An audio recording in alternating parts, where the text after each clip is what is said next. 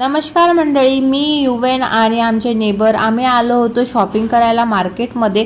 तर युवेनच्या स्कूलमधून त्याच्या टीचरचा कॉल आला होता. म्हटले उद्या जन्माष्टमीचं सेलिब्रेशन करायचं आहे, तर तुम्ही युवेनला कान्हाजी बनवून पाठवा. पण मी यावेळेस ठरवलं होतं त्याला काही बनवायचं नाही, कारण माझ्याकडे युवेनसाठी सगळं काही ज्वेलरी कपडे सगळं आहे कान्हाजीचं.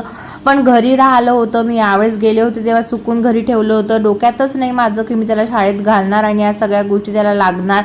पण मॅडम म्हटलं की कंपल्सरी आहे, तो सगळ्यात छोटा आहे क्लासमध्ये आणि आम्हाला त्याला बनवायचंच आहे कान्हाजी, तर प्लीज तुम्ही कसंही करून त्याला पाठवा.